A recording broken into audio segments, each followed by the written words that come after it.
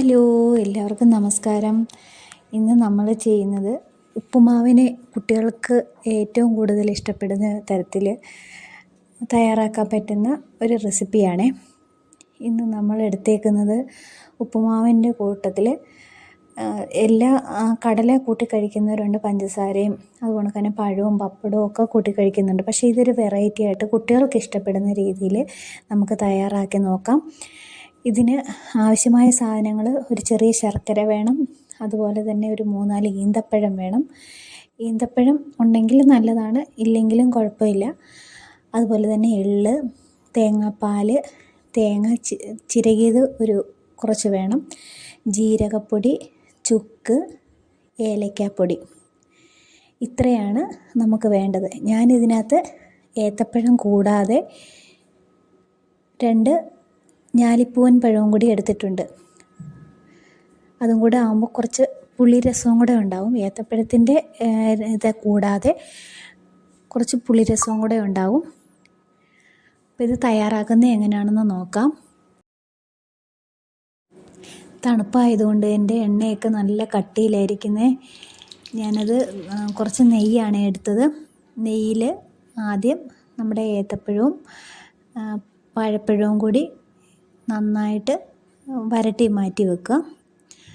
ഒന്ന് ചുമക്കുന്ന പരുവത്തിൽ മതി. അത് സാധാരണ എല്ലാവരും ചെയ്യുന്ന രീതിയിൽ ചെയ്ത് മാറ്റി വെക്കുക. പിന്നെ ശർക്കരപ്പാനി ചൂടാക്കിയതിന് ശേഷം അതിലേക്ക് നമ്മൾ ഈ വറുത്ത് വെച്ചേക്കുന്ന ഏത്തയ്ക്ക ഇടുകയാണ് ചെയ്തത്. എൻ്റെ ഇരുമ്പ് ചീനിച്ചട്ടിയാണ്, എല്ലാവരും തെറ്റിദ്ധരിക്കില്ലേ, 2 ചീനിച്ചട്ടിയാണ് ഇത്. എനിക്ക് പഴയ ഒരു കുറച്ച് നാളായി, മാത്രമല്ല നമ്മുടെ ഇവിടെ വടക്കേ ഇന്ത്യയിൽ കിട്ടുന്ന തരത്തിലുള്ളൊരു ചീനിച്ചട്ടിയാണ്. നമ്മുടെ നാട്ടിലെ ഇരുമ്പ് ചീനിച്ചട്ടിയെക്കാട്ടി കുറച്ച് വ്യത്യാസമുണ്ട്. ഇത് സാധാരണ ഉപയോഗത്തിനൊക്കെ എടുക്കുന്നതാണ്. ഇതിനകത്ത് ഏലക്കാപ്പൊടിയും ഇതൊക്കെ ഇട്ട് ഞാൻ നന്നായിട്ട് യോജിപ്പിച്ചിട്ടുണ്ട്. കാണുമ്പോൾ മനസ്സിലാവുമല്ലോ. ലാസ്റ്റാണ് ചുക്കും ജീരകവും ഏലക്കായും ഇടുന്നത്. ഇതിന് ശേഷമാണ് നമ്മൾ തേങ്ങാപ്പാൽ ഒഴിക്കുന്നത്.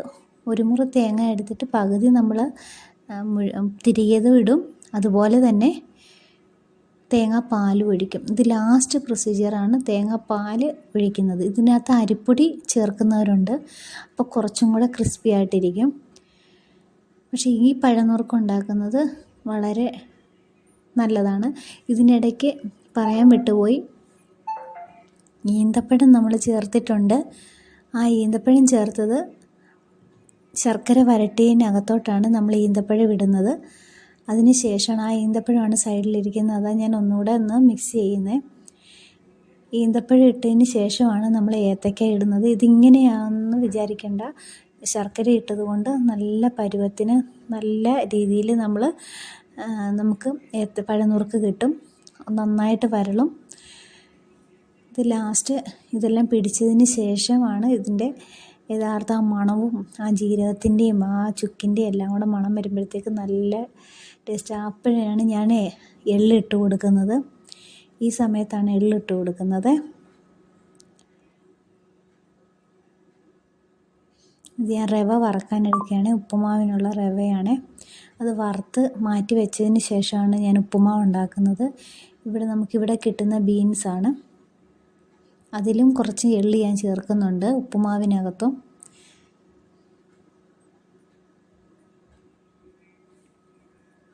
അപ്പോൾ വീഡിയോ കാണുക. എല്ലാവർക്കും ഇഷ്ടപ്പെട്ടാൽ ഒന്ന് കമൻറ്റ് പറയണേ. ഒന്ന് ലൈക്ക് ചെയ്യാനും ഷെയർ ചെയ്യാനും മറക്കല്ലേ.